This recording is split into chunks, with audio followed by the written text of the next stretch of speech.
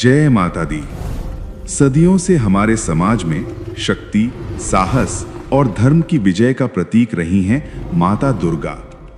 उनके अद्भुत रूपों और अनगिनत पराक्रम की गाथाओं का संकलन ही है दुर्गा सप्तशती। ये ग्रंथ केवल देवी की कथाओं का संग्रह नहीं है, बल्कि हमें जीवन में साहस, भक्ति और निष्ठा का मार्ग दिखाने वाला दिव्य संदेश है।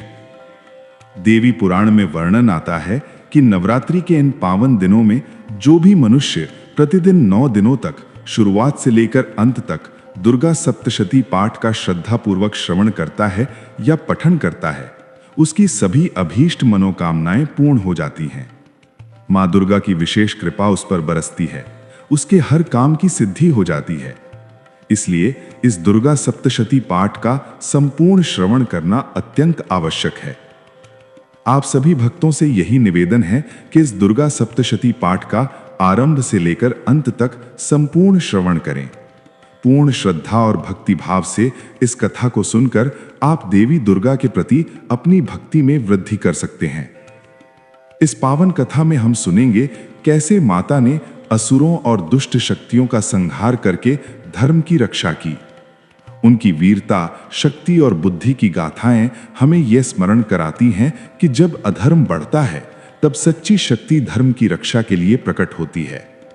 तो आइए ध्यान लगाकर सुनते हैं दुर्गा सप्तशती की ये दिव्य कथा, जिसमें माता के अद्भुत पराक्रम और त्रासद दैत्यों के संहार की महिमा समाहित है। जय माता दी। दुर्गा सप्तशती। सर्वप्रथम दुर्गा सप्तशती पाठ के आरंभ में भगवान शिव देवी पार्वती से एक विशेष प्रश्न पूछते हैं, और यह प्रश्न इसी दुर्गा सप्तशती पाठ के महत्व से जुड़ा हुआ है। भगवान शिव ने कहा, हे देवी, तुम भक्तों के लिए अत्यंत सुलभ हो और सभी कर्मों का विधान करने वाली हो। इस घोर कलयुग में इच्छाओं की सिद्धि हेतु यदि कोई उपाय है तो कृपया उसे अपनी सुंदर वाणी द्वारा सम्यक रूप से मुझे बताओ। भगवान शिव की ये बात सुनकर देवी पार्वती ने कहा, हे देवेश्वर, आपका मेरे ऊपर अपार स्नेह है। इस कलयुग में सभी कामनाओं को सिद्ध करने वाला जो साधन है, उसी के विषय में मैं आपको बताऊंगी, और उसका नाम है अंबा स्तुति। इसे दुर्गा सप्तशती भी कहा जाता है। इसके प्रारंभ में आता है सप्तश्लोकी दुर्गा मंत्र, और इस दुर्गा सप्तश्लोकी स्तोत्र मंत्र के नारायण ऋषि हैं। इसका छंद है अनुष्टुप। श्री महाकाली, महालक्ष्मी और महासरस्वती ये इसके देवता हैं। देवी दुर्गा की प्रसन्नता हेतु सप्तश्लोकी दुर्गा पाठ में इसको समाविष्ट किया जाता है। वे भगवती महामाया देवी ज्ञानियों के चित्त को भी बलपूर्वक खींचकर मोह में डाल सकती हैं। मां दुर्गे, आप स्मरण करने पर सभी प्राणियों का भय हर लेती हैं, और स्वस्थ पुरुषों द्वारा चिंतन करने पर उन्हें परम कल्याणकारी बुद्धि प्रदान करती हैं। दुख, दरिद्रता और भय हरने वाली देवी हैं। आपके सिवा और दूसरा कौन है जिनका चित्त सभी का उपकार करने के लिए सदैव दयार्द्र बना रहता हो। हे नारायणी, आप हर प्रकार के मंगल प्रदान करने वाली मंगलमयी देवी हैं। आप कल्याणदायिनी शिवा हैं। सभी पुरुषार्थों को सिद्ध करने वाली शरणागत वत्सला, 3 नेत्रों वाली और गौरी हैं। मैं आपको नमस्कार करता हूँ। शरण में आए हुए दीन और पीड़ित जनों की रक्षा में संलग्न रहने वाली और सभी की पीड़ा दूर करने वाली हे नारायणी देवी, आपको नमस्कार है।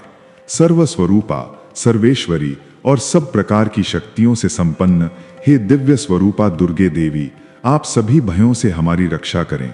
आपको नमस्कार है। हे देवी, आप प्रसन्न होने पर सभी रोगों को नष्ट कर देती हैं और क्रोधित होने पर मनोवांछित सभी कामनाओं का नाश कर देती हैं।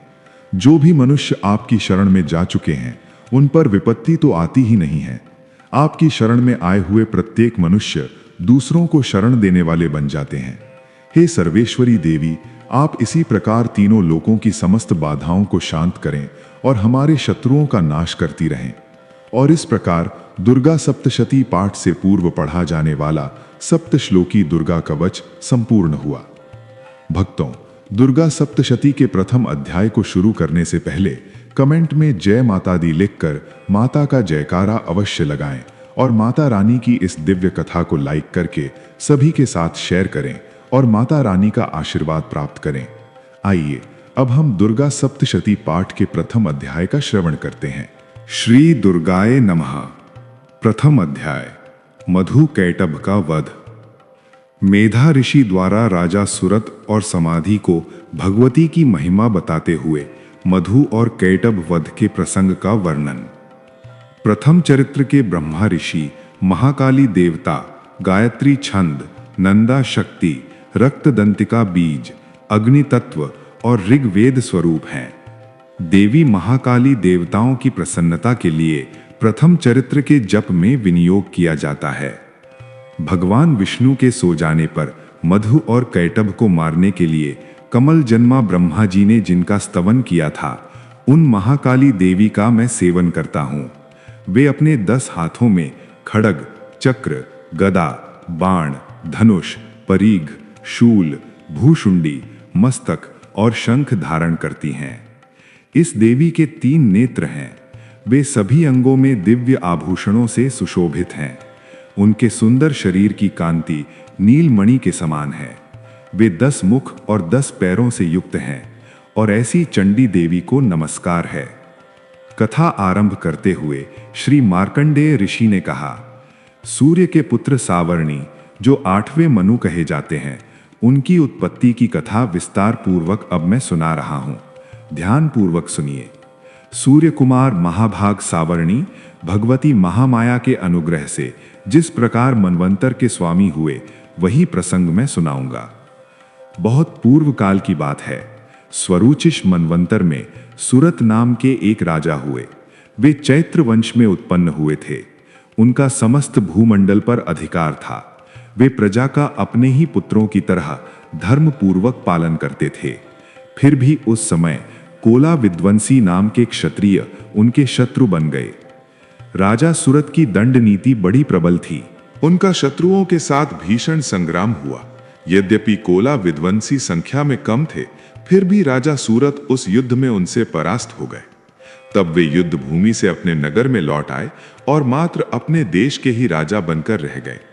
अब संपूर्ण पृथ्वी से उनका अधिकार जा चुका था, लेकिन वहां भी उन प्रबल शत्रुओं ने उस समय महाभाग राजा सूरत पर आक्रमण कर दिया।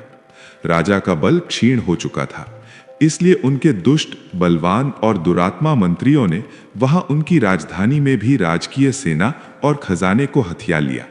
अब राजा सूरत का प्रभुत्व नष्ट हो चुका था, इसलिए वे शिकार खेलने के बहाने घोड़े पर सवार होकर वहां से अकेले ही एक घने जंगल में चले गए।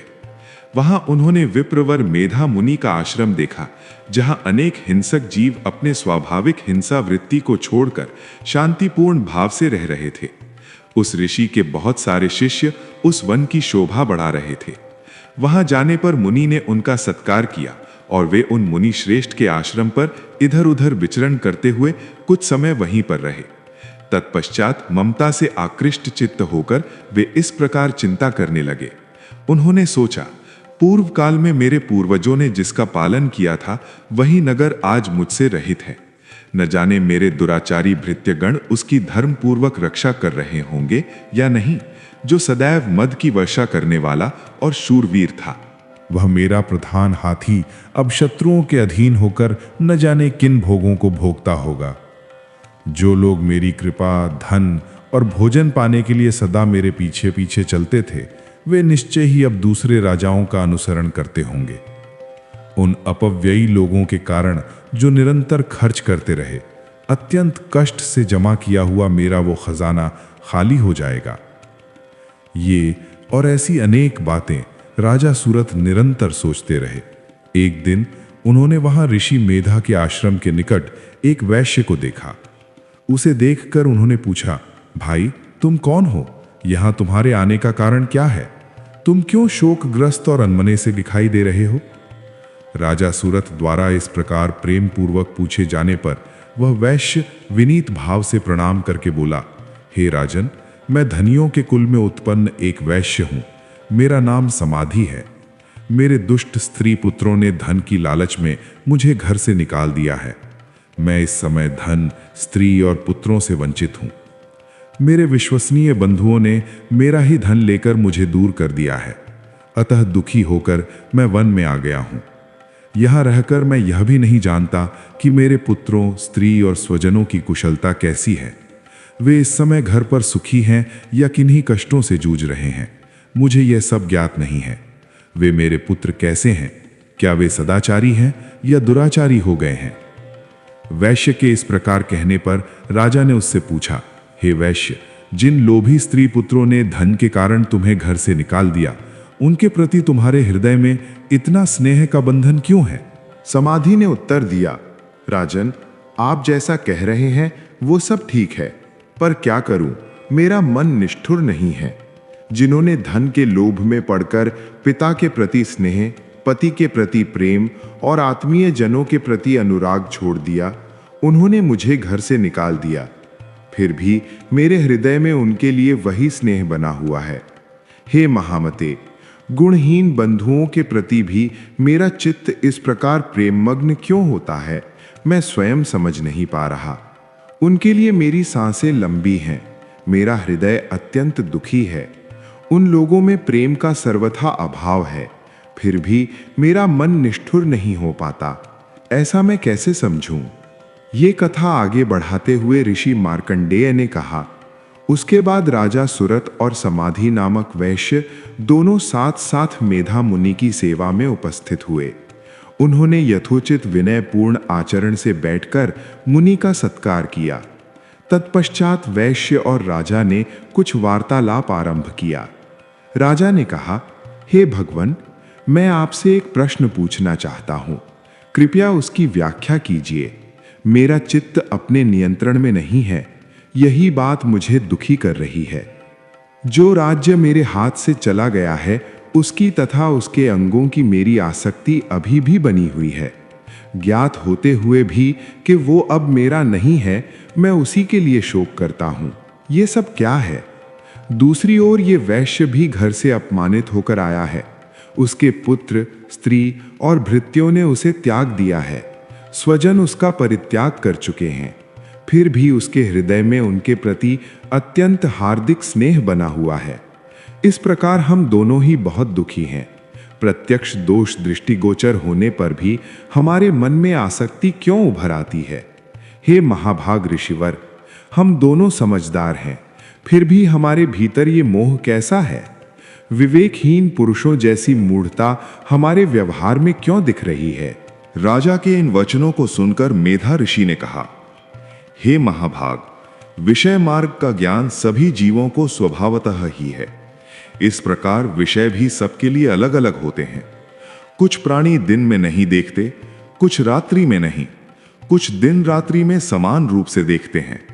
सत्य यह है कि मनुष्य समझदार है, अतः इसमें संदेह नहीं होना चाहिए। पर केवल मनुष्य ही समझदार नहीं है, पशु पक्षी मृगादि भी अपनी अपनी बुद्धि रखते हैं। मानव समझ भी उन्हीं के प्रकार की ही है। उनके पास जो ज्ञान है वही उनके कर्मों का आधार होता है। देखो, पशु पक्षी भले ही भोग से पीड़ित हों, फिर भी वे अपने बच्चों के लिए चोंच में कितने चाव से अन्न के दाने डालते हैं। क्या तुम नहीं देखते कि मनुष्य समझदार होते हुए भी लोभ के प्रभाव से अपने किए हुए अधिकार और उपकार का प्रतिफल चाहते हैं? उन्हें भी पुत्र भक्ति की आशा रहती है, पर अक्सर वे यही भूल जाते हैं कि संसार की यह स्थिति, जन्म मरण की परंपरा भगवती महामाया के प्रभाव से ही बनी रहती है। यही महामाया संसार को मोहित रखती है। यही भगवान विष्णु की योग निद्रा का रूप है, जिससे जगत मोह में डूबा रहता है। हे राजन, भगवती महामाया वही है जो ज्ञानियों के चित्त को भी अपनी भुजाओं से खींचकर मोह में डाल देती है।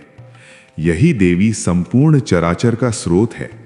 वही प्रसन्न होकर भक्तों को वरदान देती है और वही पराविद्या, संसार बंधन और मोक्ष की दायिनी भी है।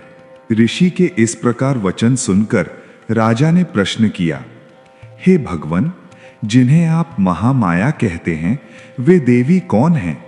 उनका आविर्भाव कैसे हुआ? उनका स्वरूप और प्रकृति क्या है? हे महर्षि, ब्रह्मवेत्ताओं में श्रेष्ठ, उन देवी का प्रभव प्रकार और प्रभाव जैसा है, वह सब मैं आपके वचनों से सुनना चाहता हूं। कृपया विस्तार पूर्वक बताइए। ऋषि ने उत्तर दिया, हे राजन, वास्तव में वे देवी नित्य स्वरूपा हैं। संपूर्ण जगत उन्हीं का रूप है और वे समस्त विश्व में व्याप्त हैं। तथापि उनका प्राकट्य अनेक प्रकार से होता है। वे नित्य और अजन्मा हैं। फिर भी जब देवताओं के कार्य सिद्ध करने हेतु वे प्रकट होती हैं, तो उन्हें लोक में उत्पन्न हुई कहा जाता है। कल्प के अंत में जब संपूर्ण जगत एक प्रकार से नष्ट या निमग्न हो जाता है और सबके प्रभु भगवान विष्णु शेषनाग की शैया पर शयन करके योग निद्रा में चले जाते हैं, उसी समय उनके कानों के मैल से दो भयंकर असुर उत्पन्न हुए थे, जो मधु और कैटभ के नाम से विख्यात हुए। वे दोनों ब्रह्मा जी का वध करने के लिए तैयार हो गए। भगवान विष्णु के नाभि कमल में विराजमान प्रजापति ब्रह्मा जी ने जब उन दोनों भयानक असुरों को अपने पास आते हुए देखा और भगवान को सोया हुआ पाया, तब एकाग्रचित होकर उन्होंने भगवान विष्णु को जगाने के लिए उनके नेत्रों में निवास करने वाली योग निद्रा का स्तवन आरंभ किया, जो इस विश्व की अधीश्वरी, जगत को धारण करने वाली, संसार का पालन और संहार करने वाली तथा तेजस स्वरूपा भगवान विष्णु की अनुपम शक्ति हैं। उन्हीं भगवती निद्रा देवी की भगवान ब्रह्मा जी स्तुति करते हुए इस प्रकार कहने लगे। ब्रह्मा जी ने कहा, हे देवी, तुम ही स्वाहा, तुम ही स्वधा और तुम ही वशटकार हो। स्वर भी आपके ही स्वरूप हैं। आप ही जीवन दायिनी सुधा हैं। नित्य अक्षर प्रणव में अकार, उकार, मकार इन तीन मात्राओं के रूप में आप ही स्थित रहती हैं तथा इन तीन मात्राओं के अतिरिक्त जो भी बिंदु रूपा नित्य अर्ध मात्रा है, जिसका विशेष रूप से उच्चारण नहीं किया जा सकता, वो भी आप ही हैं। हे देवी, आप ही संध्या, सावित्री और परम जननी हैं। हे देवी, आप ही इस विश्व ब्रह्मांड को धारण करती हैं। आपसे ही इस जगत की सृष्टि होती है। आपसे ही इसका पालन होता है। सदा तुम ही कल्प के अंत में सबको अपना ग्रास बना लेती हो। हे जगन्मयी देवी, इस जगत की उत्पत्ति के समय आप सृष्टि रूपा हैं, पालन काल में स्थिति रूपा हैं और कल्पांत के समय संहार रूप धारण करने वाली हैं। आप ही महाविद्या, महामाया, महामेधा, महास्मृति, महामोह रूपा, महासुरी हैं। आप ही तीनों गुणों को उत्पन्न करने वाली सबकी प्रकृति हैं। भयंकर काल रात्रि, महारात्रि और मोह रात्रि भी आप ही हैं। आप ही श्री, आप ही ईश्वरी, आप ही ह्री और आप ही बोध स्वरूपा बुद्धि हैं। लज्जा, पुष्टि, तुष्टि, शांति और क्षमा भी आप ही हैं। आप खड्ग धारिणी, शूल धारिणी, घोर रूपा, गदा और चक्र, शंख और धनुष धारण करने वाली हैं। बाण, भुशुंडी और परिघ ये आपके अस्त्र हैं। आप सौम्य और सौम्यतर हैं। इतना ही नहीं, जितने भी सौम्य और सुंदर पदार्थ हैं, उन सब की अपेक्षा आप अत्यधिक सुंदरी हैं। पर और अपर सबसे परे रहने वाली परमेश्वरी आप हैं। सर्वस्वरूपी देवी, कहीं भी सत असत रूप जो कुछ भी वस्तुएं हैं और उन सत की जो शक्ति है, वे आप ही हैं। ऐसी अवस्था में आपकी स्तुति क्या हो सकती है? जो इस जगत की सृष्टि, पालन और संहार करते हैं, उन भगवान को भी जब आपने निद्रा के अधीन कर दिया है, तब आपकी स्तुति करने में यहां कौन समर्थ हो सकता है? मुझको, भगवान शंकर को और भगवान विष्णु को भी तुमने अपने शरीर में धारण किया है, अतः आपकी स्तुति करने की शक्ति किसमें है? हे देवी, आप तो अपने इन उदार प्रभावों से ही प्रशंसित हैं। ये जो दोनों दुर्धर्ष असुर मधु और कैटभ हैं, इनको मोह में डाल दो और जगदीश्वर भगवान विष्णु को शीघ्र ही जगा दो। साथ ही इनके भीतर इन दोनों महान असुरों को मार डालने की बुद्धि उत्पन्न कर दो। हे राजन, जब ब्रह्मा जी ने वहां मधु और कैटभ को मारने के उद्देश्य से भगवान विष्णु को जगाने के लिए तमोगुण की अधिष्ठात्री देवी योग निद्रा की इस प्रकार स्तुति की, तब वे भगवान के नेत्र, मुख, नासिका, बाहु, हृदय और वक्ष स्थल से निकलकर अव्यक्त जन्मा ब्रह्मा जी की दृष्टि के समक्ष उपस्थित हो गईं। योग निद्रा से मुक्त होने पर जगत के स्वामी भगवान जनार्दन उस एकर्णव के जल में शेषनाग की शैया से जाग उठे। फिर उन्होंने उन दोनों असुरों को देखा। वे दुरात्मा मधु और कैटभ अत्यंत बलवान और पराक्रमी थे। क्रोध से लाल आंखें किए ब्रह्मा जी को खा जाने के लिए उद्योग कर रहे थे। और तब भगवान श्री हरि ने उठकर उन दोनों के साथ 5000 वर्षों तक मात्र बाहु युद्ध किया। वे दोनों भी अत्यंत बल के कारण उन्मत्त हो चुके थे। इधर महामाया ने भी उन्हें मोह में डाला हुआ था और इसलिए वे भगवान विष्णु से कहने लगे, हम तुम्हारी वीरता से संतुष्ट हैं, तुम हम लोगों से कोई वर मांगो। तब भगवान विष्णु ने कहा, यदि तुम दोनों मुझ पर प्रसन्न हो तो अब मेरे हाथ से मारे जाओ, बस इतना ही वर चाहिए मुझे, यहां दूसरे किसी वर से क्या लाभ। इस प्रकार धोखे में आ जाने पर जब उन्होंने संपूर्ण जगत में जल ही जल देखा, तब कमल नयन भगवान से कहा, जहां पृथ्वी जल में डूबी हुई न हो, जहां सूखा स्थान हो, वहीं हमारा वध करो। तब तथास्तु कहकर शंख, चक्र और गदा धारण करने वाले भगवान ने उन दोनों के मस्तक अपनी जांघ पर रखकर चक्र से काट डाले। और इस प्रकार ये देवी महामाया ब्रह्मा जी की स्तुति करने पर स्वयं प्रकट हुई थी। और अब पुनः आपसे उनके प्रभाव का मैं वर्णन करता हूं। इस प्रकार श्री मार्कंडेय पुराण में सावर्णिक मनवंतर की कथा के अंतर्गत देवी महात्म्य में मधु कैटभ वध नामक पहला अध्याय पूर्ण हुआ। भक्तों, दुर्गा सप्तशती के दूसरे अध्याय का श्रवण करने से पहले आपसे निवेदन है कि इस वीडियो को लाइक करके अपने मित्रों तथा परिवारजनों को भी शेयर कीजिए। और अगर अभी तक आपने इस चैनल को सब्सक्राइब नहीं किया है तो याद से अपने इस चैनल को सब्सक्राइब कर लें। कमेंट में जय माता दी लिखकर माता का जयकारा अवश्य लगाएं। हम माता रानी से यही प्रार्थना करते हैं कि मां भगवती दुर्गा आपकी और आपके परिवार की हर इच्छा और मनोकामना को पूर्ण करें, आपको सुख, स्वास्थ्य, समृद्धि और भक्ति प्रदान करें। दूसरा अध्याय, देवताओं के तेज द्वारा देवी का प्राकट्य और महिषासुर की सेना का वध। ऋषि ने कहा, पूर्व काल में देवताओं और असुरों में 100 वर्षों तक घोर संग्राम हुआ था। उसमें असुरों का स्वामी महिषासुर था और देवताओं के नायक इंद्र थे। उस युद्ध में देवताओं की सेना महाबली असुरों से परास्त हो गई। संपूर्ण देवताओं को जीतने के बाद महिषासुर इंद्र बन गया। तब पराजित देवतागण प्रजापति ब्रह्मा जी को आगे करके उस स्थान पर गए जहां भगवान शिव और विष्णु विराजमान थे। देवताओं ने महिषासुर के पराक्रम तथा अपनी पराजय का यथावत वृत्तांत उन दोनों देवेश्वरों से कह सुनाया। उन्होंने कहा, हे भगवन, महिषासुर सूर्य, इंद्र, अग्नि, वायु, चंद्रमा, यम, वरुण तथा अन्य देवताओं के भी अधिकार छीनकर स्वयं ही सबका अधिष्ठाता बन बैठा है। उस दुरात्मा ने समस्त देवताओं को स्वर्ग से निकाल दिया है। अब वे मनुष्यों की भांति पृथ्वी पर विचरते हैं। दैत्यों की ये सारी करतूत हमने आप लोगों से कह सुनाई है। अब हम आपकी शरण में आए हैं, कृपया उसके वध का कोई उपाय सोचिए। इस प्रकार देवताओं के वचन सुनकर भगवान विष्णु और शिवजी ने दैत्यों पर बड़ा क्रोध किया। उनकी भौहें तन गईं और मुख टेढ़ा हो गया। तब अत्यंत क्रोधित होते हुए चक्रपाणी श्री विष्णु के मुख से एक महान तेज प्रकट हुआ। उसी प्रकार ब्रह्मा जी और भगवान शिव तथा इंद्र आदि अन्य देवताओं के शरीर से भी बड़े भारी मात्रा में तेज निकला। वे सब मिलकर एक हो गया। महान तेज का वह पुंज जाज्वल्यमान पर्वत जैसा जान पड़ता था। देवताओं ने देखा, वहां उसकी ज्वालाएं संपूर्ण दिशाओं में व्याप्त हो रही थीं। संपूर्ण देवताओं के शरीर से प्रकट हुए उस तेज की कोई तुलना नहीं थी।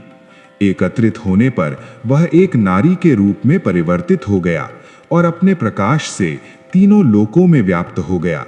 भगवान शिव के तेज से उस देवी का मुख प्रकट हुआ। यमराज के तेज से उसके सिर में बाल निकल आए। श्री विष्णु भगवान के तेज से उसकी भुजाएं उत्पन्न हुई।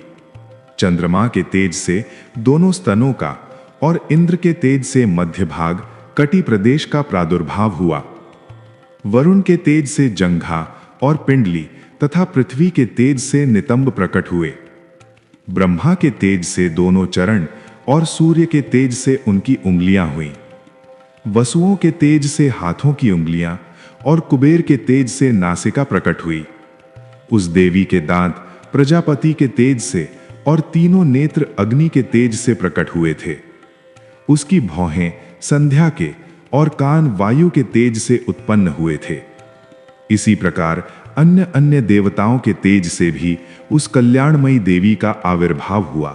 तत्पश्चात समस्त देवताओं के तेज पुंज से प्रकट हुई देवी को देखकर महिषासुर के सताए हुए देवता अत्यंत प्रसन्न हुए।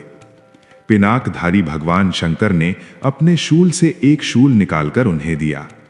फिर भगवान विष्णु ने भी अपने चक्र से चक्र उत्पन्न किया और भगवती को अर्पण किया। वरुण ने भी शंख भेंट किया। अग्नि ने उन्हें शक्ति दी और वायु ने धनुष तथा बाण से भरे हुए 2 तरकश प्रदान किए। सहस्त्र नेत्रों वाले देवराज इंद्र ने अपने वज्र से वज्र उत्पन्न किया और ऐरावत हाथी से उतारकर 1 घंटा भी प्रदान किया। यमराज ने काल दंड से दंड, वरुण ने पाश, प्रजापति ने स्फटिकाक्ष की माला और ब्रह्मा जी ने कमंडलू भेंट किया। सूर्य ने देवी के समस्त रोमकूपों में अपनी किरणों का तेज भर दिया। काल ने उन्हें चमकती हुई ढाल और तलवार दी। क्षीर सागर ने उज्जवल हार और कभी जीर्ण न होने वाले 2 दिव्य वस्त्र भेंट किए। साथ ही उन्होंने दिव्य चूड़ामणि, 2 कुंडल, कड़े, उज्जवल अर्धचंद्र, सब बाहुओं के लिए केयूर, दोनों चरणों के लिए निर्मल नूपुर, गले की सुंदर हंसली और सब उंगलियों में पहनने के लिए रत्नों की बनी अंगूठियां भी दी। विश्वकर्मा ने उन्हें अत्यंत निर्मल फरसा भेंट किया। साथ ही अनेक प्रकार के अस्त्र और अभेद्य कवच दिए। इनके सिवा मस्तक और वक्ष स्थल पर धारण करने के लिए कभी न मुरझाने वाले कमलों की मालाएं दी। जलधि ने उन्हें सुंदर कमल का फूल भेंट किया। हिमालय ने सवारी के लिए सिंह दिया और भांति भांति के रत्न समर्पित किए।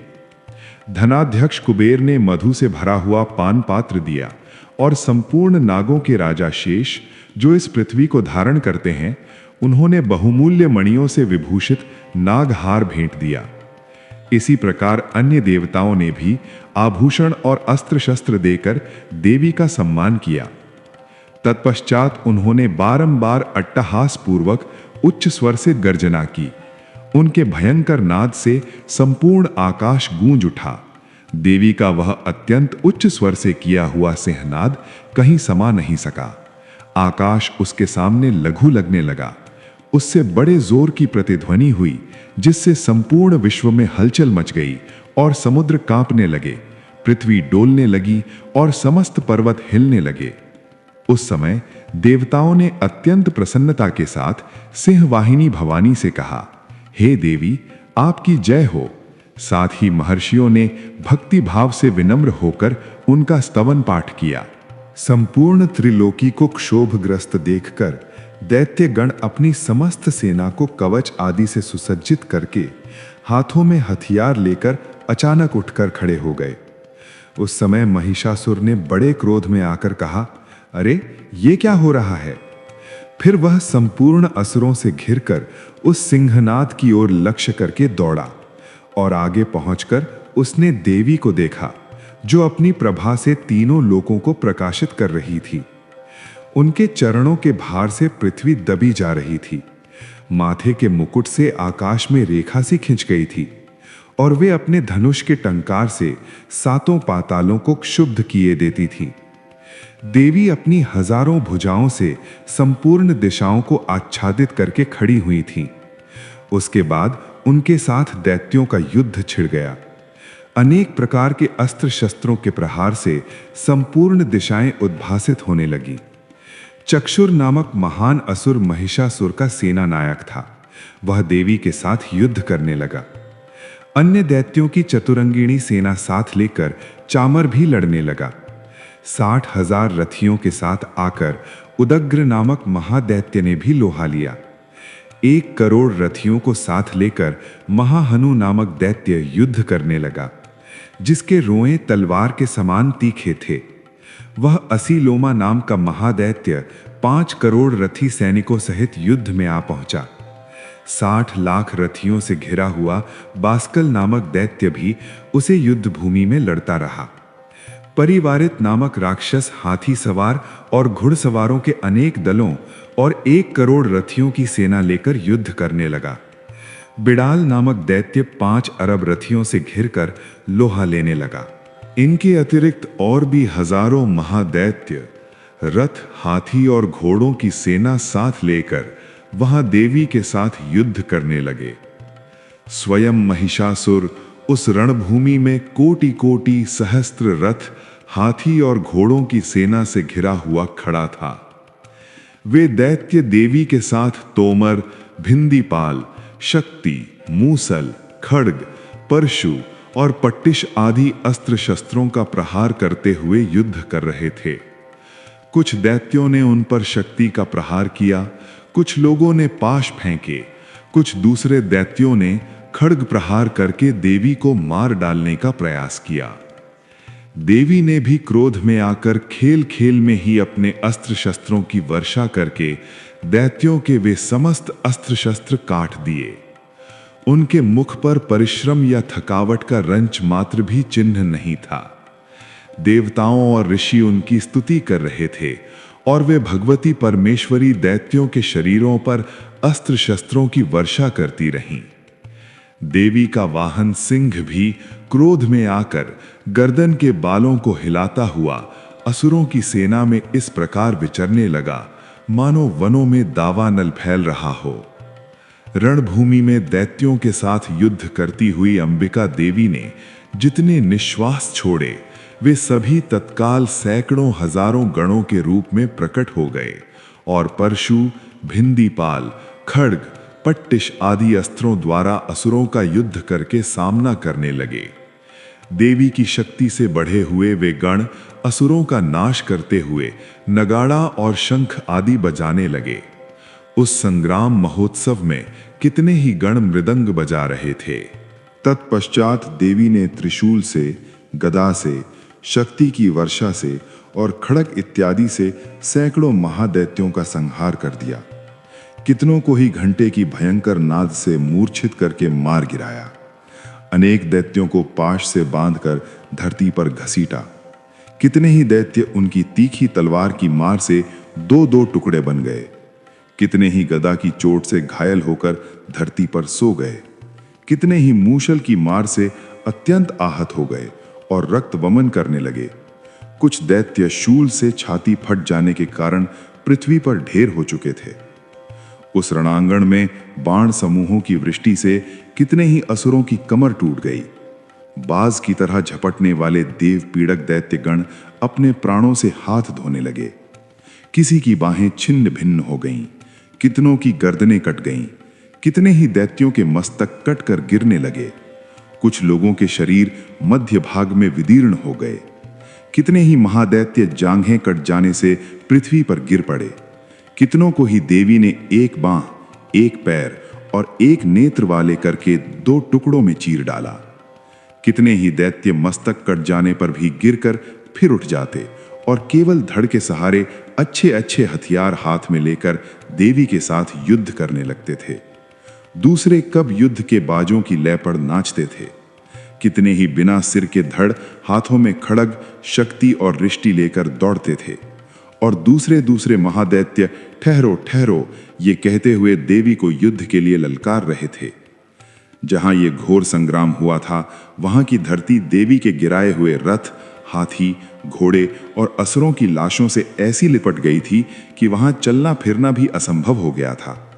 दैत्यों की सेना में हाथी, घोड़े और असुरों के शरीरों से इतनी अधिक मात्रा में रक्तपात हुआ था कि थोड़ी ही देर में वहां खून की बड़ी बड़ी नदियां बहने लगीं।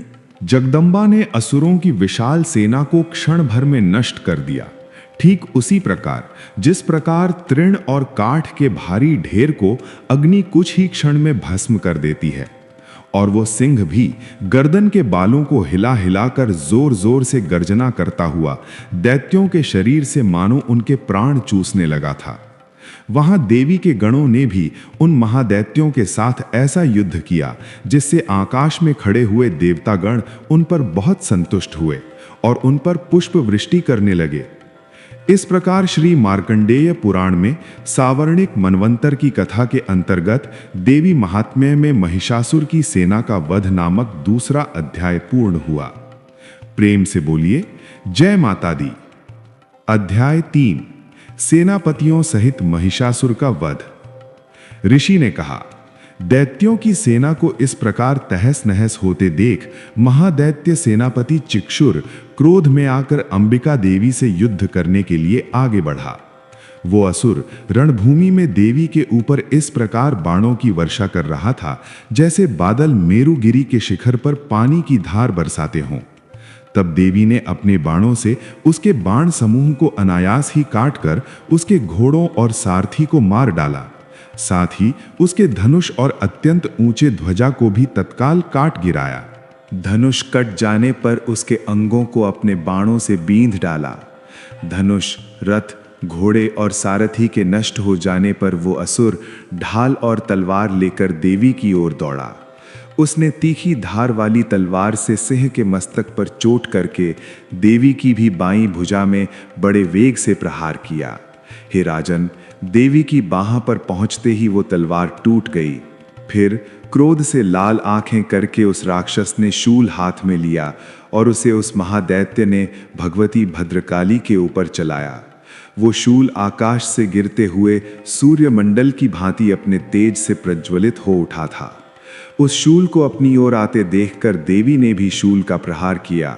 उससे राक्षस के शूल के सैकड़ों टुकड़े हो गए और साथ ही महादैत्य चिक्षुर की भी धज्जियां उड़ गईं। वो प्राणों से हाथ धो बैठा।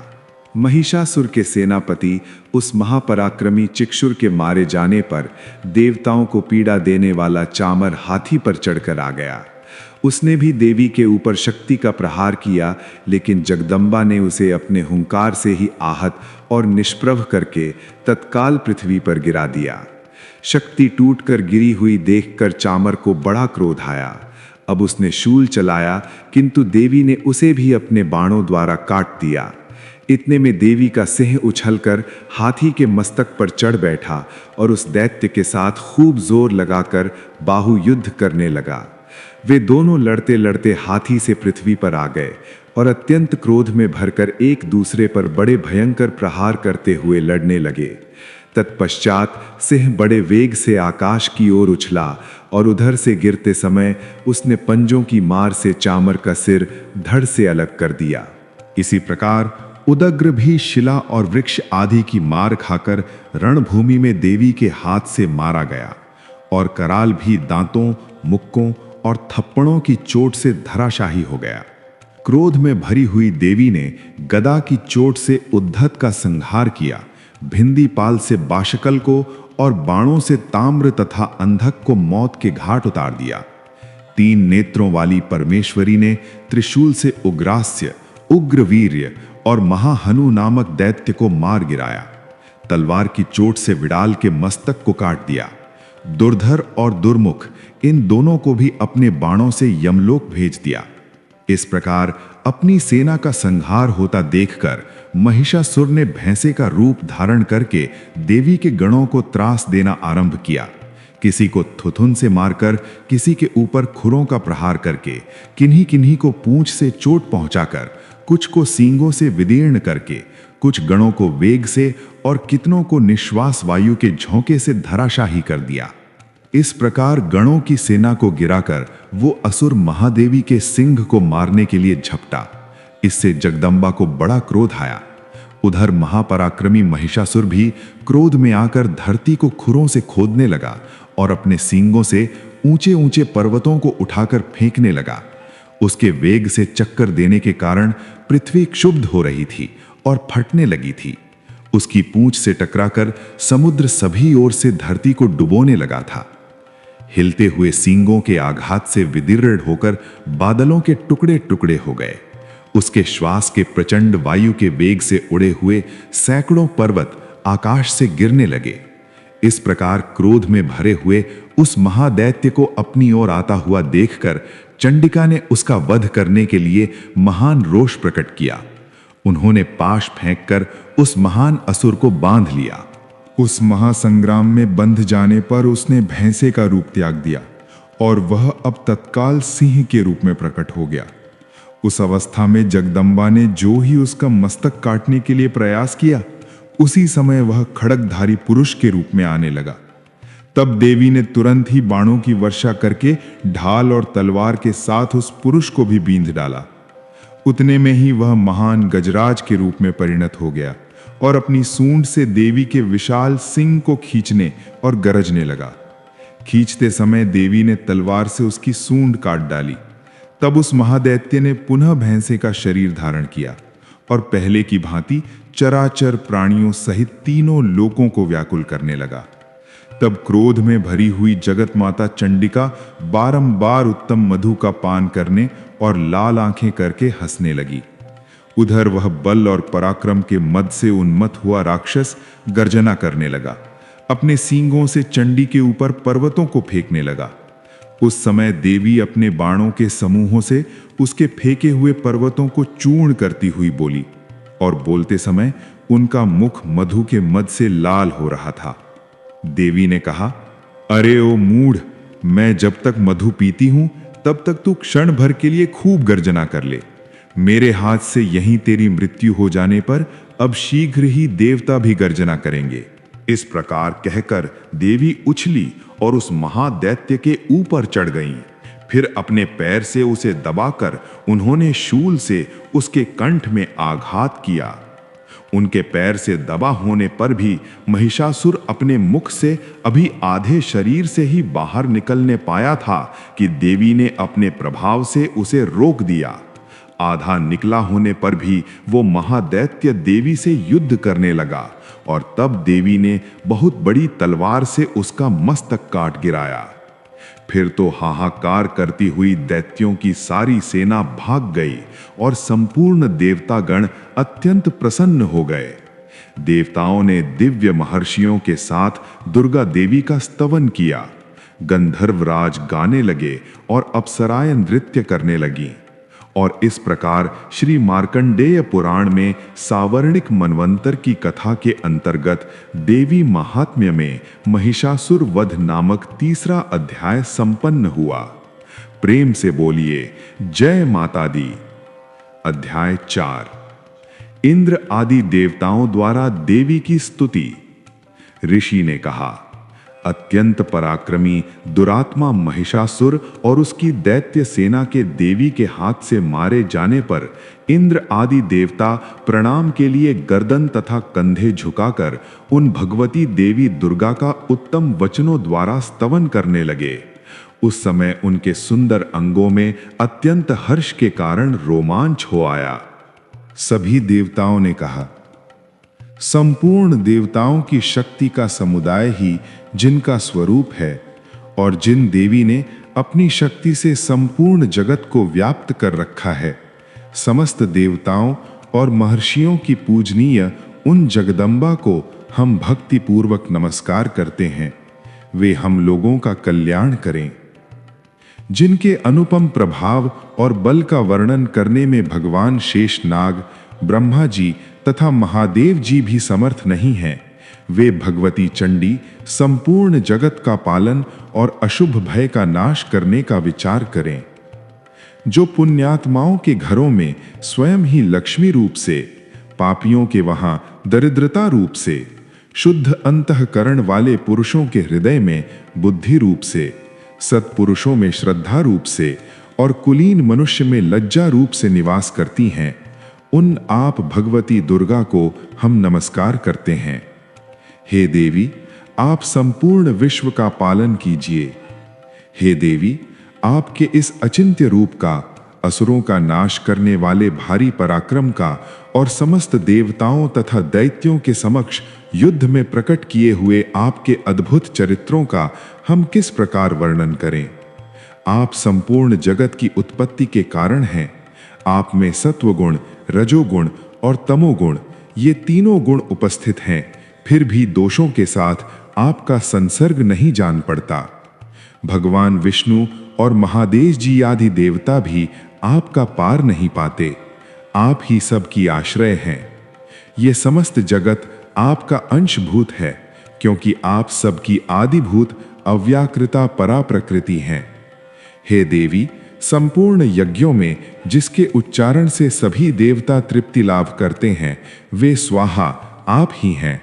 इसके अतिरिक्त आप पितरों को भी तृप्ति का कारण हैं, इसलिए सभी लोग आपको स्वधा भी कहते हैं।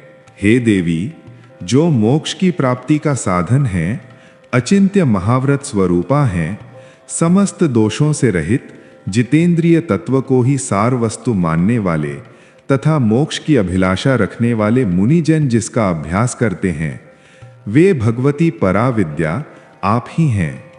आप शब्द स्वरूपा हैं। अत्यंत निर्मल ऋग्वेद, यजुर्वेद और उद्गीत के मनोहर पदों के पाठ से युक्त सामवेद का आधार भी आप ही हैं। आप देवी, त्रयी और भगवती हैं। इस विश्व की उत्पत्ति एवं पालन के लिए आप ही वार्ता हैं। आप संपूर्ण जगत की घोर पीड़ा का नाश करने वाली हैं। हे देवी, जिसे समस्त शास्त्रों के सार का ज्ञान होता है, वो मेधा शक्ति आप ही हैं। दुर्गम भव सागर से पार उतारने वाली नौका रूप दुर्गा देवी भी आप हैं। आपकी कहीं भी आसक्ति नहीं। कैठब के शत्रु भगवान विष्णु के वक्ष स्थल में एकमात्र निवास करने वाली भगवती लक्ष्मी और भगवान चंद्रशेखर द्वारा सम्मानित गौरी देवी भी आप ही हैं। आपका मुख मंद मुस्कान से सुशोभित, निर्मल पूर्ण चंद्रमा के समान और उत्तम सुवर्ण की मनोहर कांति से सुंदर है। तो भी उसे देखकर महिषासुर को क्रोध हुआ था और सहसा उसने उस पर प्रहार कर दिया। ये बड़े आश्चर्य की बात है। हे देवी, वही मुख जब क्रोध से युक्त होकर उदय काल के चंद्रमा की भांति लाल और तनी हुई भौहों के कारण विकराल हो उठा, तब उसे देखकर जो महिषासुर के प्राण तुरंत नहीं निकल गए, ये उससे भी बढ़कर आश्चर्य की बात है। क्योंकि क्रोध में भरे हुए यमराज को देखकर भला कौन जीवित रह सकता है। हे देवी, आप प्रसन्न होइए। परमात्मा स्वरूपा आपके प्रसन्न होने पर जगत का अभ्युदय होता है और क्रोध में भर जाने पर आप तत्काल ही कितने ही कुलों का सर्वनाश कर देती हैं। ये बात अभी अनुभव में आई है, क्योंकि महिषासुर की ये विशाल सेना क्षण भर में आपके क्रोध से नष्ट हो गई है। सदा अभ्युदय प्रदान करने वाली आप जिन पर प्रसन्न होती हैं, वे ही देश में सम्मानित हैं। उन्हीं को धन और यश की प्राप्ति होती है। उन्हीं का धर्म कभी शिथिल नहीं होता। वे अपने रिष्ट पुष्ट स्त्री, पुत्र और भृत्यों के साथ धन्य माने जाते हैं। हे देवी, आपकी ही कृपा से पुण्यात्मा पुरुष प्रतिदिन अत्यंत श्रद्धापूर्वक सब प्रकार के धर्मानुकूल कर्म करते हैं और उसके प्रभाव से स्वर्ग लोक में जाते हैं। इसलिए आप तीनों लोकों में निश्चय ही मनोवांछित फल देने वाली हैं। हे मां दुर्गे, आप स्मरण करने पर सब प्राणियों का भय हर लेती हैं और स्वस्थ पुरुषों द्वारा चिंतन करने पर उन्हें परम कल्याणमयी बुद्धि प्रदान करती हैं। दुख, दरिद्रता और भय हरने वाली देवी, आपके सिवा दूसरी कौन है जिसका चित्त सबका उपकार करने के लिए सदा ही दयार्द्र रहता हो। हे देवी, इन राक्षसों के मारने से संसार को सुख मिले और ये राक्षस चिरकाल तक नरक में रहने के लिए भले ही पाप करते रहे हों, इस समय संग्राम में मृत्यु को प्राप्त होकर वे स्वर्ग लोक में जाएं। निश्चय ही यही सोचकर आप शत्रुओं का वध करती हैं। हे देवी, आप शत्रुओं पर शस्त्रों का प्रहार क्यों करती हैं? समस्त असुरों को दृष्टिपात मात्र से ही भस्म क्यों नहीं कर देती? इसमें एक गूढ़ रहस्य है। ये शत्रु भी हमारे शस्त्रों से पवित्र होकर उत्तम लोकों में जाएं। इस प्रकार उनके प्रति भी आपका विचार अत्यंत उम्दा और करुणामय रहता है। खड्ग के तेज पुंज की भयंकर दीप्ति से तथा आपके त्रिशूल के अग्रभाग की घनीभूत प्रभा से चौंधिया कर जो असुरों की आंखें फूट नहीं गईं, उसका कारण यही था कि वे मनोहर रश्मियों से युक्त चंद्रमा के समान आनंद प्रदान करने वाले आपके सुंदर मुख का दर्शन कर रहे थे। हे देवी, आपका चारित्र्य दुराचारियों के बुरे बर्ताव को दूर करने वाला है। साथ ही ये रूप ऐसा है जो कभी चिंतन में भी नहीं आ सकता और जिसकी कभी दूसरों से तुलना भी नहीं हो सकती। आपका बल और पराक्रम तो उन दैत्यों का भी नाश करने वाला है जो कभी देवताओं के पराक्रम को भी नष्ट कर चुके थे। इस प्रकार आपने शत्रुओं पर भी अपनी दया ही प्रकट की है। हे वरदायिनी देवी, आपके इस पराक्रम की किसके साथ तुलना की जा सकती है। शत्रुओं को भय देने वाला और अत्यंत मनोहर ऐसा रूप भी आपके सिवा और किसका हो सकता है। हृदय में कृपा और युद्ध में निष्ठुरता, ये दोनों बातें तीनों लोकों के अंदर मात्र आपके अंदर ही देखी गई हैं। हे माता, आपने शत्रुओं का नाश करके इस समस्त त्रिलोकी की रक्षा की है। उन शत्रुओं को भी युद्ध भूमि में मारकर स्वर्ग लोक में पहुंचाया है और उन्मत्त दैत्यों से प्राप्त होने वाले हम लोगों के भय को भी दूर कर दिया है। आपको हमारा नमस्कार है। हे देवी, आप शूल से हमारी रक्षा करें। हे अंबिके, अब खड्ग से हमारी रक्षा करें और घंटा की ध्वनि तथा धनुष के टंकार से भी हम सभी की रक्षा करें। हे चंडिके, पूर्व, पश्चिम और दक्षिण दिशा में आप हमारी रक्षा करें और ईश्वरी, अपने त्रिशूल को घुमाकर आप उत्तर दिशा में भी हमारी रक्षा करें। तीनों लोकों में आपके जो परम सुंदर और अत्यंत भयंकर रूप विचरते रहते हैं, उनके द्वारा भी आप हमारी तथा इस भूलोक की रक्षा करें। हे अंबिके, आपके कर पल्लवों में शोभा पाने वाले खड्ग, शूल और गदा आदि जो भी अस्त्र हैं, उन सब के द्वारा आप सब ओर से हमारी रक्षा करें। इस प्रकार जब देवताओं ने जगत माता दुर्गा देवी की स्तुति की और नंदनवन के दिव्य पुष्पों और गंध चंदन आदि द्वारा उनका पूजन किया, उसके बाद सबने मिलकर भक्ति भावपूर्वक दिव्य धूपों की सुगंध अर्पित की और तब देवी ने प्रसन्न वदन होते हुए प्रणाम करते हुए सभी देवताओं से कहा। देवी ने कहा, हे देवताओं, आप सभी लोग मुझसे जिस वस्तु की अभिलाषा रखते हैं उसे मांगिए। तब देवताओं ने कहा, हे देवी भगवती, आपने हमारी सभी इच्छाएं पूर्ण कर दी हैं। अब कुछ भी शेष नहीं रहा, क्योंकि हमारा यह शत्रु महिषासुर मारा गया है। हे महेश्वरी, इतने भर भी यदि आप हमें और वर देना चाहती हैं, तो हम जब आपका स्मरण करें तब तब आप दर्शन देकर हम सभी को महान संकट से दूर कर दीजिएगा। और प्रसन्नमुखी अंबिके, जो मनुष्य इन स्तोत्रों द्वारा आपकी स्तुति करें, उसे धन, समृद्धि और वैभव देने के साथ ही उसके धन और स्त्री आदि संपत्ति को भी बढ़ाने के लिए आप सदैव हम पर प्रसन्न रहिए। ऋषि ने कथा को आगे बढ़ाते हुए कहा, हे राजन, देवताओं ने जब अपने तथा जगत के कल्याण हेतु भद्रकाली देवी को इस प्रकार सुंदर स्तवन द्वारा प्रसन्न किया, तब देवी तथास्तु कहकर वहां से अंतर्धान हो गईं। हे राजन, इस प्रकार पूर्व काल में तीनों लोकों का हित चाहने वाली देवी जिस प्रकार देवताओं के शरीर से प्रकट हुई थीं, वह सारी कथा मैंने आपको कह सुनाई।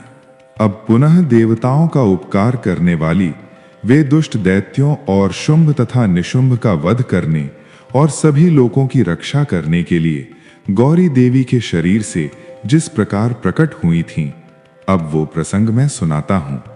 मैं उसका यथावत वर्णन करने जा रहा हूं, ध्यान से सुनिए। इस प्रकार श्री मार्कंडेय पुराण में सावर्णिक मनवंतर की कथा के अंतर्गत देवी महात्म्य में शक्रादि स्तुति नामक चौथा अध्याय पूर्ण हुआ। प्रेम से बोलिए जय माता दी। पांचवा अध्याय देवताओं द्वारा देवी की स्तुति। चंड मुंड के मुख से अंबिका के रूप की प्रशंसा सुनकर शुंभ का उनके पास दूत भेजना और दूत का निराश होकर लौटना। ऋषि ने कहा, पूर्व काल में शुंभ और निशुंभ नामक असुरों ने अपने बल के घमंड में आकर शचीपति इंद्र के हाथ से तीनों लोकों का राज्य और यज्ञ भाग छीन लिए। वे दोनों सूर्य, चंद्रमा, कुबेर, यम और वरुण के अधिकार का भी उपयोग करने लगे। वायु और अग्नि का कार्य भी वही करने लगे। उन दोनों ने सभी देवताओं को अपमानित किया, राज्य भ्रष्ट, पराजित और अधिकारहीन करके स्वर्ग से निकाल दिया। उन दोनों महान असुरों से तिरस्कृत होकर देवताओं ने अपराजिता देवी का स्मरण किया और सोचा, जगदम्बा ने हम लोगों को वर दिया था कि आपत्ति काल में स्मरण करने पर मैं तुम्हारी सभी आपत्तियों का तत्काल नाश कर दूंगी। इस प्रकार विचार करके देवता गिरिराज हिमालय पर गए और वहां भगवती विष्णु माया की स्तुति करने लगे। देवताओं ने स्तुति करते हुए कहा, देवी को नमस्कार है, महादेवी शिवा को सर्वदा नमस्कार है, प्रकृति एवं भद्रा को प्रणाम है। हम लोग नियम पूर्वक जगदम्बा को नमस्कार करते हैं। रौद्रा को नमस्कार है, नित्या, गौरी एवं धात्री को बारंबार नमस्कार है। ज्योतिनामयी, चंद्र रूपिणी और सुख स्वरूपा देवी को सतत प्रणाम है। शरणागतों का कल्याण करने वाली वृद्धि एवं सिद्धि रूपा देवी को हम बारंबार नमस्कार करते हैं।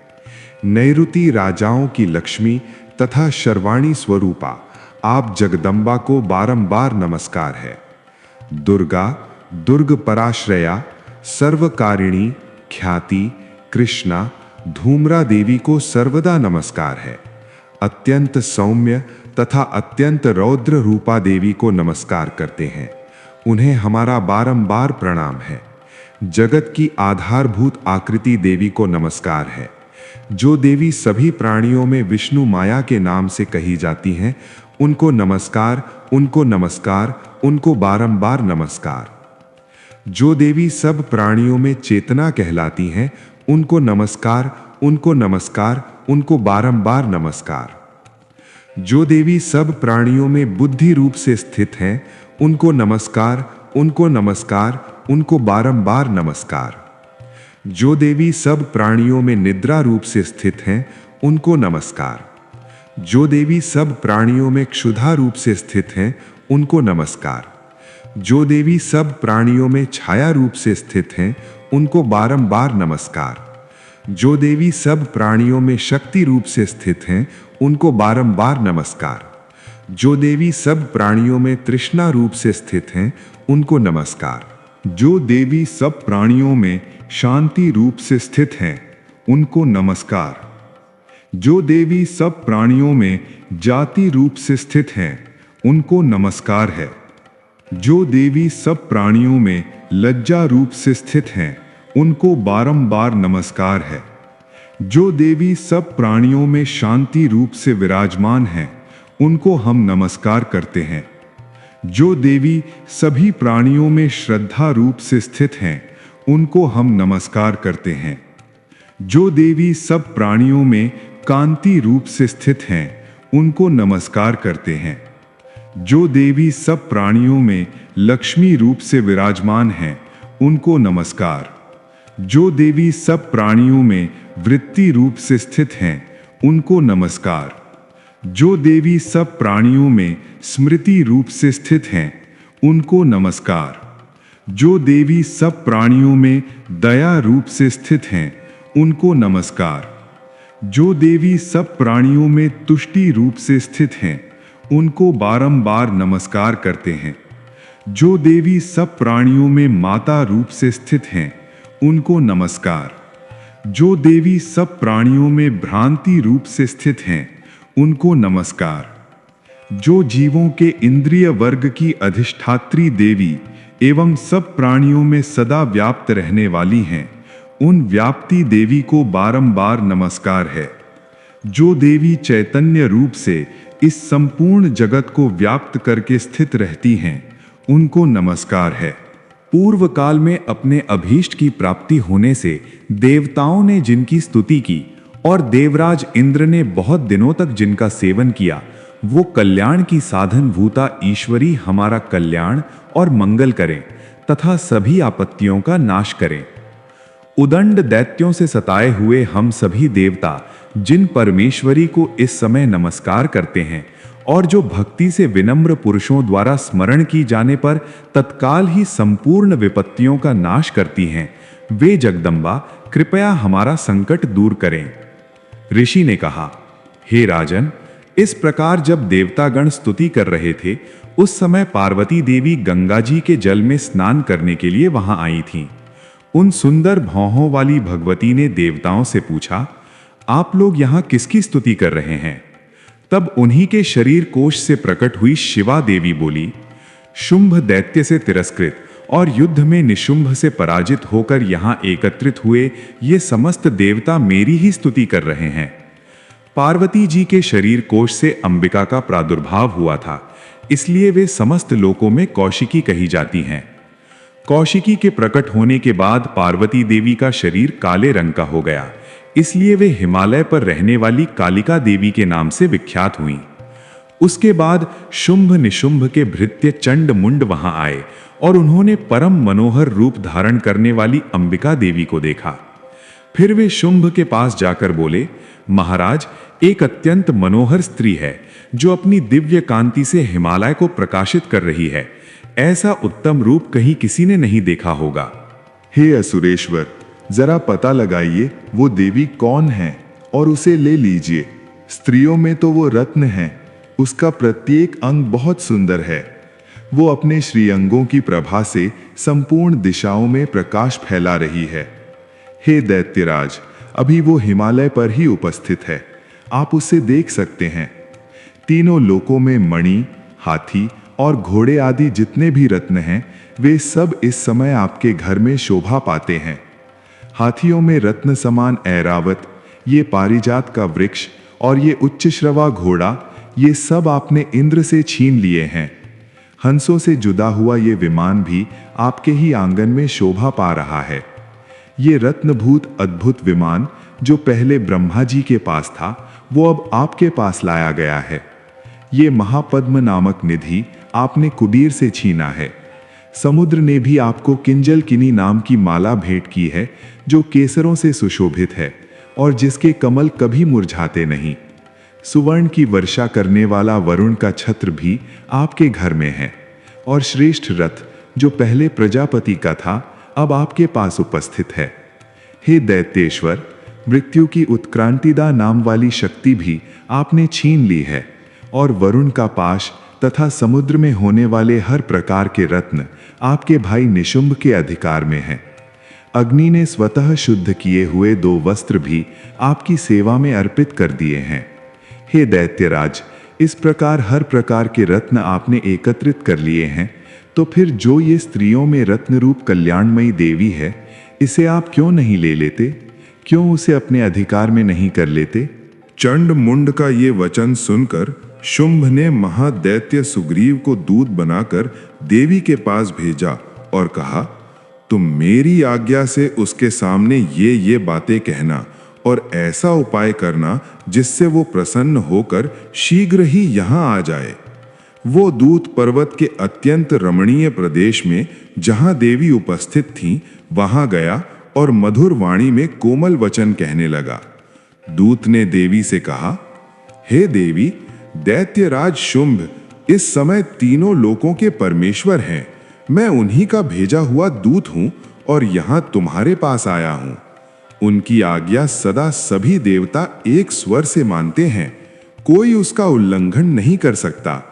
वे संपूर्ण देवताओं को परास्त कर चुके हैं। उन्होंने तुम्हारे लिए जो संदेश दिया है, अब उसे सुनो। हे देवी, संपूर्ण त्रिलोकी मेरे अधिकार में है। देवता भी मेरी आज्ञा के अधीन चलते हैं। संपूर्ण यज्ञों के भागों को मैं ही पृथक पृथक भोगता हूं। तीनों लोकों में जितने श्रेष्ठ रत्न हैं, वे सब मेरे अधिकार में हैं। देवराज इंद्र का वाहन ऐरावत, जो हाथियों में रत्न के समान है, मैंने छीन लिया है। क्षीर सागर का मंथन करने से जो अश्वरत्न उच्छश्रवा प्रकट हुआ था, उसे देवताओं ने मेरे पैरों पर पड़कर समर्पित किया है। हे सुंदरी, उनके सिवा और भी जितने रत्नभूत पदार्थ देवताओं, गंधर्वों और नागों के पास थे, वे सब मेरे पास आ चुके हैं। हे देवी, हम लोग तुम्हें संसार की स्त्रियों में रत्न मानते हैं, इसलिए तुम हमारे पास आ जाओ, क्योंकि रत्नों का उपभोग करने वाले हम ही हैं। चंचल कटाक्षों वाली हे सुंदरी, तुम मेरी या फिर मेरे भाई महापराक्रमी निशुंभ की सेवा में आ जाओ, क्योंकि तुम रत्न स्वरूपा हो।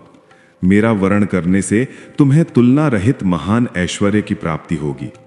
अपनी बुद्धि से ये विचार करो और तुम मेरी पत्नी बन जाओ। दूत के इस प्रकार कहने पर कल्याणमयी भगवती दुर्गा देवी, जो इस जगत को धारण करती हैं, वो मन ही मन गंभीर भाव से मुस्कुराईं और इस प्रकार कहने लगी। देवी ने कहा, हे दूत, तुमने सत्य कहा, इसमें तनिक भी संशय नहीं है। शुंभ तीनों लोकों का स्वामी है और निशुंभ भी उसी के समान पराक्रमी है, किंतु इस विषय में मैंने जो प्रतिज्ञा कर ली है उसे मिथ्या कैसे करूं? मैंने अपनी अल्प बुद्धि के कारण पहले से ही जो प्रतिज्ञा कर रखी है, अब उसे सुनो। जो भी मनुष्य पुरुष मुझे संग्राम में जीत लेगा, जो मेरे अभिमान को चूर्ण कर देगा और संसार में जो मेरे ही समान बलवान होगा, वही मेरा स्वामी होगा। इसलिए शुंभ अथवा महादैत्य निशुंभ स्वयं ही यहां पधारें और मुझे जीतकर शीघ्र ही मेरा पाणी ग्रहण कर लें। इसमें विलंब की क्या आवश्यकता है? देवी के ऐसे वचन सुनकर दूत ने कहा, हे देवी, तुम घमंड से भरी हुई हो, मेरे सामने ऐसी बातें मत करो। तीनों लोकों में कौन ऐसा पुरुष है जो शुंभ निशुंभ के सामने खड़ा भी हो सके? हे देवी, अन्य दैत्यों के सामने भी सारे देवता युद्ध में नहीं ठहर सकते, फिर तुम अकेली स्त्री होकर कैसे रह सकती हो? जिन शुंभ आदि दैत्यों के सामने इंद्र आदि सभी देवता भी युद्ध में खड़े नहीं हुए, उनके सामने तुम स्त्री होकर कैसे जाओगी? इसलिए तुम मेरे ही कहने से शुंभ निशुंभ के पास चली जाओ। ऐसा करने से तुम्हारी गौरव की रक्षा होगी, अन्यथा जब वे केश पकड़कर घसीटेंगे तब तुम्हें अपनी प्रतिष्ठा खोकर जाना ही पड़ेगा। ये सुनकर देवी ने कहा, तुम्हारा कहना उचित है। शुंभ बलवान है और निशुंभ भी बड़ा पराक्रमी है, लेकिन क्या करूं? मैंने पहले बिना सोचे समझे ही प्रतिज्ञा कर ली है, इसलिए अब तुम जाओ यहां से। मैंने तुम्हें जो कुछ कहा है वो सब कुछ दैत्यराज से आदर पूर्वक कह सुनाना, और फिर उन्हें जो उचित लगे वही करेंगे। इस प्रकार श्री मार्कंडेय पुराण में सावर्णिक मनवंतर की कथा के अंतर्गत देवी महात्म्य में देवी दूत संवाद नामक 5वां अध्याय पूर्ण हुआ। प्रेम से बोलिए जय माता दी। 6ठा अध्याय, धूम्र लोचन वध। ऋषि ने कहा, देवी का ये कथन सुनकर दूत को बड़ा आश्चर्य हुआ और उसने दैत्यराज के पास जाकर सभी समाचार विस्तार पूर्वक कह सुनाया। दूत के उस वचन को सुनकर दैत्यराज क्रोधित हो गया। दैत्य सेनापति धूम्रलोचन से बोला, धूम्रलोचन, तुम शीघ्र अपनी सेना साथ लेकर जाओ और उस दुष्टा के केश पकड़कर घसीटते हुए उसे बलपूर्वक यहां ले आओ। उसकी रक्षा करने के लिए अगर कोई दूसरा उपस्थित हो तो वो देवता, यक्ष अथवा गंधर्व ही क्यों ना हो, उसे भी अवश्य मार डालना। शुंभ के इस प्रकार आज्ञा देने पर धूम्रलोचन दैत्य 60,000 असुरों की सेना को साथ लेकर वहां से तुरंत चल पड़ा। वहां पहुंचकर उसने हिमालय पर रहने वाली देवी को देखा और ललकारते हुए कहा, अरे ओ, तू शुंभ निशुंभ के पास चल। यदि इस समय प्रसन्नता पूर्वक मेरे स्वामी के समीप नहीं चलेगी तो मैं बलपूर्वक तेरे केश पकड़कर घसीटते हुए तुझे यहां से ले जाऊंगा। ये सुनकर देवी ने कहा, तुम्हें दैत्यों के राजा ने भेजा है। तुम स्वयं ही बलवान हो और तुम्हारे साथ विशाल सेना भी है। ऐसी दशा में अगर मुझे बलपूर्वक ले चलोगे तो मैं तुम्हारा क्या कर सकती हूँ? देवी के इस प्रकार कहने पर असुर धूम्रलोचन उनकी ओर दौड़ पड़ा और तब अंबिका ने हूं शब्द के उच्चारण मात्र से उसे भस्म कर दिया। फिर तो क्रोध में भरी हुई दैत्यों की विशाल सेना और अंबिका ने एक दूसरे पर तीखे सायकों, बाणों, शक्तियों और फरसों की वर्षा आरंभ कर दी। इतने में देवी का वाहन सिंह क्रोध में आकर भयंकर गर्जना करते हुए गर्दन के बालों को हिलाता हुआ असुरों की सेना में टूट पड़ा। उसने कुछ दैत्यों को पंजों की मार से, कितनों को ही अपने जबड़ों से और कितनों ही को पटककर अपनी दाढ़ों से ही घायल करके मार दिया। उस सिंह ने अपने नखों से कितनों को ही पेट फाड़ डाले और थप्पड़ मारकर कितनों के सिर धड़ से अलग कर दिए। कितने ही सैनिकों की भुजाएं और मस्तक काट डाले और अपनी गर्दन के बाल हिलाते हुए उसने दूसरे दैत्यों के पेट फाड़कर उनका रक्त भी चूस लिया। अत्यंत क्रोध में भरे हुए देवी के वाहन उस महाबली सिंह ने क्षण भर में ही असुरों की संपूर्ण सेना का संहार कर दिया।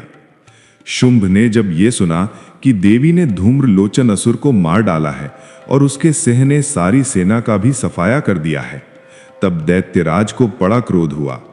उसके ओठ कांपने लगे।